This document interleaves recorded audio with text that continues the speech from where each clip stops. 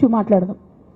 కాళేశ్వరం కానీ ఇంకోటి కానీ ఏ ప్రభుత్వంలో అయినా పొలిటికల్ పాలసీ చేసేవాళ్ళు, విధానపరమైన నిర్ణయాలు తీసుకునే వాళ్ళు ముఖ్యమంత్రులు ఉంటారు. కింద ఉన్నటువంటి మంత్రులు దాన్ని ఎగ్జిక్యూట్ చేయాలి.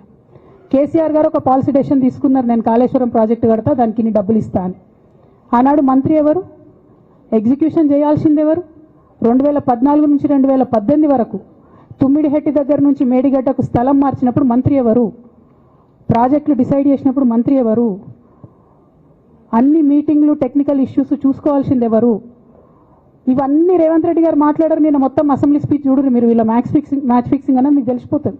ఏం మాట్లాడరు ఆయన. ఎంతసేపు కేసీఆర్ కాళేశ్వరం కట్టిండు, కేసీఆర్ కుటుంబం 1,00,000 కోట్లు తిన్నది. అరే 2007 నుంచి ఇప్పటివరకు కాళేశ్వరం 1,00,000 కోట్లు కూడా ఖర్చు కాలే. 1,00,000 కోట్లు ఖర్చు కాని ప్రాజెక్టులో 40 లక్షల ఎకరాలకు నీళ్ళీయంగా కూడా 1,00,000 కోట్ల అవినీతి అయింది అంటారు రేవంత్ రెడ్డి గారు. దాన్ని మళ్ళీ ఓన్లీ కేసీఆర్ గారి గురించి చెప్తారు, హరీష్ రావు గారి గురించి మాట్లాడరు. ఎందుకంటే ఇంటర్నల్ అండర్స్టాండింగ్ ఉంది వీళ్ళిద్దరికి. నేను రామన్నను ఒకటే రిక్వెస్ట్ చేస్తున్నా, అన్న ఇవాళ మీతో బాగున్నట్టు వాళ్ళు నటించవచ్చు, హరీష్ అన్న కావచ్చు, సంతన్న కావచ్చు, కానీ వాళ్ళు మన మంచి కోరుకునే వాళ్ళు కాదు. వాళ్ళు తెలంగాణ ప్రజల మంచి కోరుకునే వాళ్ళు కాదు.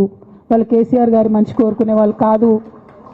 వాళ్ళను మీరు దూరం పెట్టి రాజకీయంగా తెలంగాణ రాష్ట్ర సమితిలో ఇప్పుడు బీఆర్ఎస్లో పనిచేస్తున్నటువంటి హార్డ్ కోర్ కార్యకర్తలను దగ్గరికి తీసుకొని, ప్రజా ఉద్యమాలు తీసుకొని ప్రజల దగ్గరికి పోతేనే మన పార్టీ బతుకుంటుంది, నాన్న పేరు బాగుంటుంది.